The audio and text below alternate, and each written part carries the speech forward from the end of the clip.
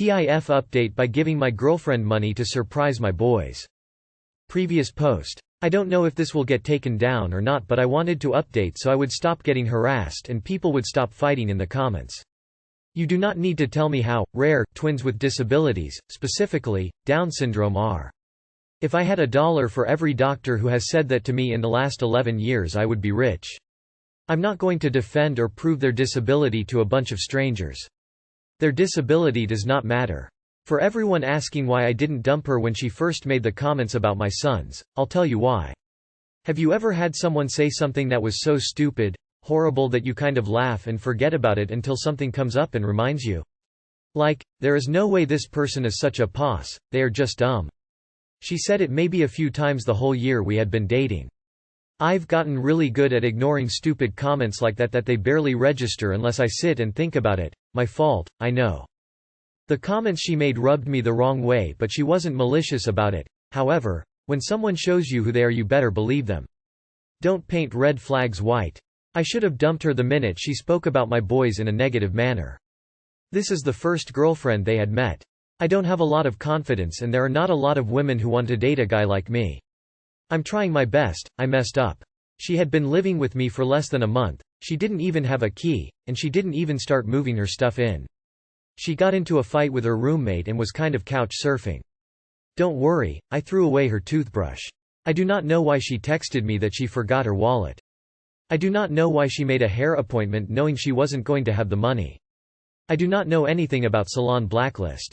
I do not know why she pretended to be interested in getting everything while I was working. She had no money. We do not share bank accounts. No, I did not think to ask her, hey, you have money for your hair, right? She was pulling excuses out of her ass. If you want any more info on this, you will have to ask her yourself because I do not know. Now on to everyone who wanted to make it about the money. I said I got paid once a month, not on the first of every month. I did not have a lot of money to spend on their birthday. It was the first one since they had 2 COVID birthdays. I was not throwing them a party.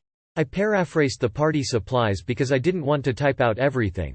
I should have just said balloons and streamers because some of you in the comments thought I was throwing a fucking birthday bash with invitations and party favors. My bills are paid, I have gas in my car, and I have food in my house. I only had about $200 extra saved for their b-day and for new summer things. I do not have a GoFundMe, do not make one on my behalf, and if you were sent a link to one and you donated to it, report it to Reddit and GoFundMe as fraud. There is no Amazon wishlist, so rinse and repeat the above instructions if you bought anything off of one. Stop sending death threats and stop trying to get my info to dox me.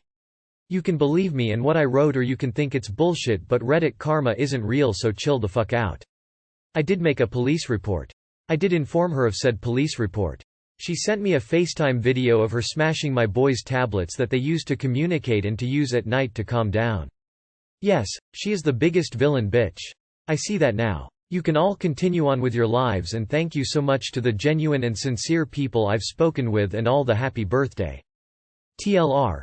Update to my post that got a lot of attention. She is my ex. She destroyed the tablets. Some of you are fucking weirdos, cut it out. I honestly don't know why she'd send you a video of her destroying several $100s of your property knowing you filed a police report and have her contact info. Thinking face I'd hand that over to the police immediately to add to the charges. Why are people sending you death threats? What the actual fuck? Sorry this is happening to you. People are insane. Reddit karma isn't real, so chill the fuck out. I wanna get that tattooed, haha. Man, I'm so sorry you and your boys went through this. I hope you are able to get this toxic person out of your life with a clean break and move on. Good luck with everything. Reddit is a bit crazy, especially when a post gets popular. Sorry about your boy's birthday and the life lesson. Glad that you and them are still safe at the end of the day.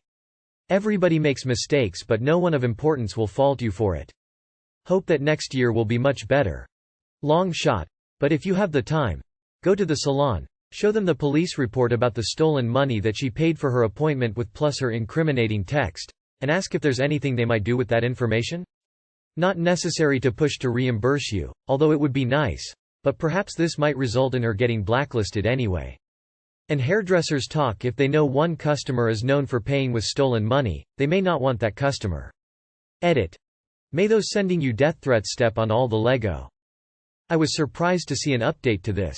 I'm glad you came to your senses and realized your boys deserve a better bonus person in their life.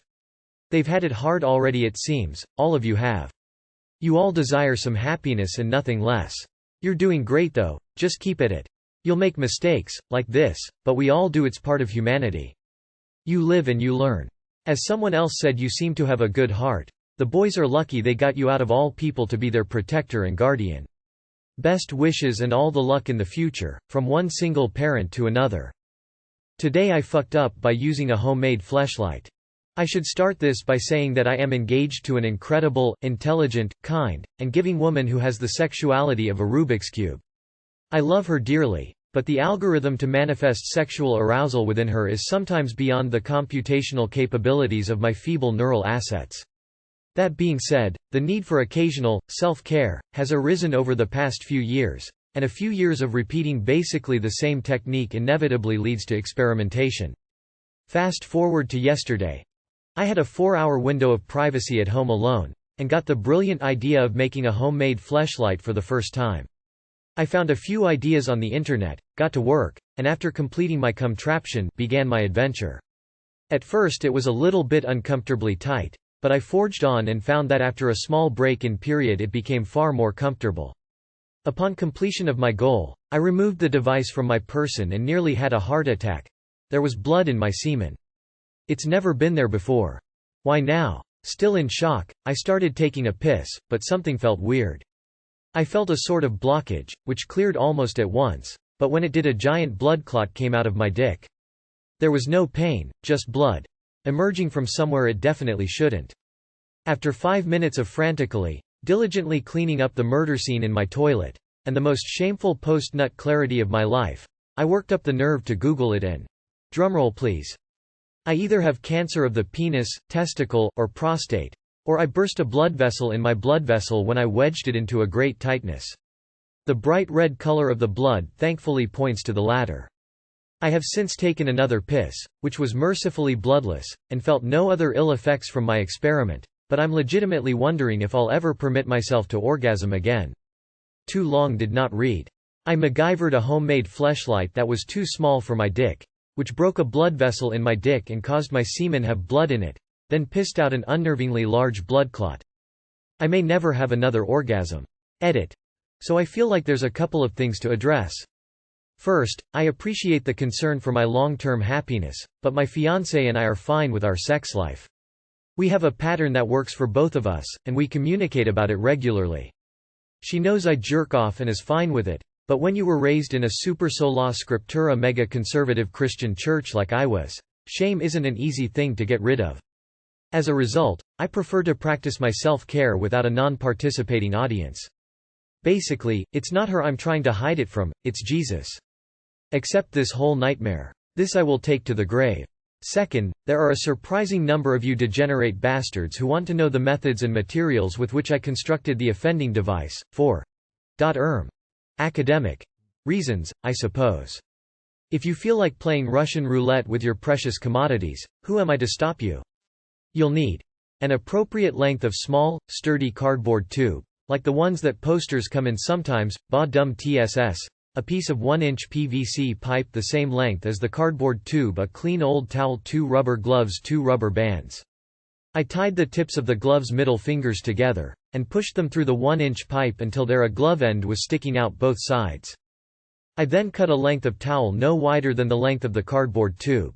Then I rolled the strip of the old towel around the pipe, glove assembly until it was the right diameter to barely fit inside the cardboard tube, trimmed the excess towel and ran it through.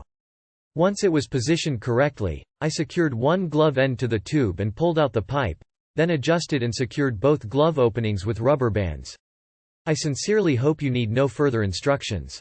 Just buy a sex toy if you want to use one, check it's made from safe materials and not one of those novelty use-only toys, and you shouldn't hurt yourself with it. Mate. I know you probably don't want to hear it, but get that checked by a doctor. Checking never hurts and it might save your life. Or your cock and balls. Next time, try using a coconut. Today I fucked up by reading this post. What was it made out of? 2 things I think you need to hear. Self-care, while married, is normal. You didn't need to explain yourself so much. Not having your libidos totally in sync isn't uncommon, and taking care of your own needs in that situation is healthy. Second, just buy a FL. They are not that expensive and DIY is dangerous.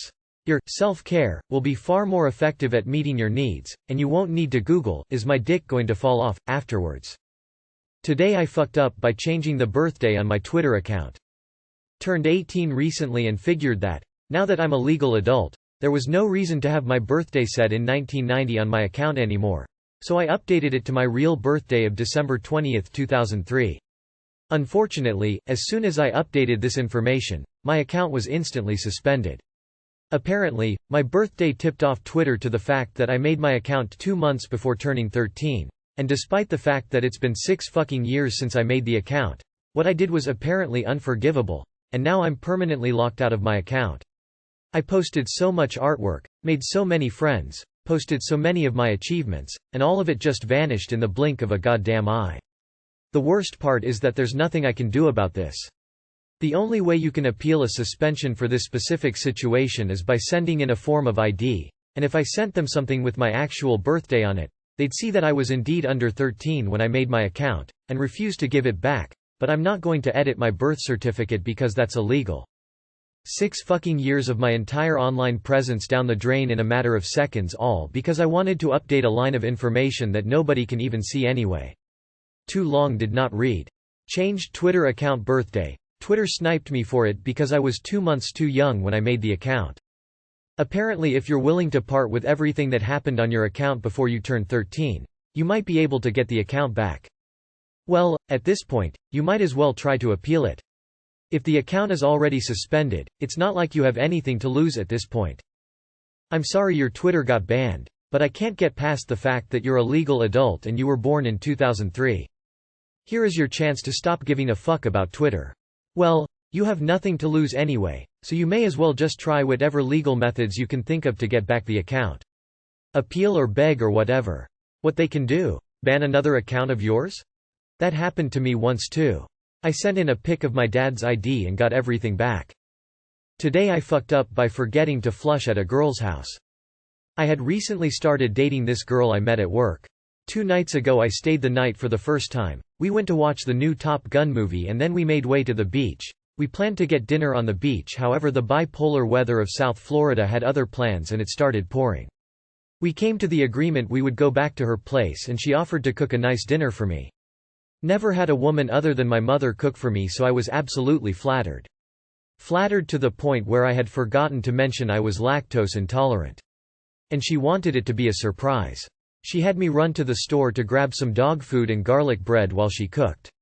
I get back, pop in the kitchen, she ends up making a beautiful, delectable-looking cheesy-ass lasagna of all things, paired with baked asparagus and this garlic bread I had just purchased.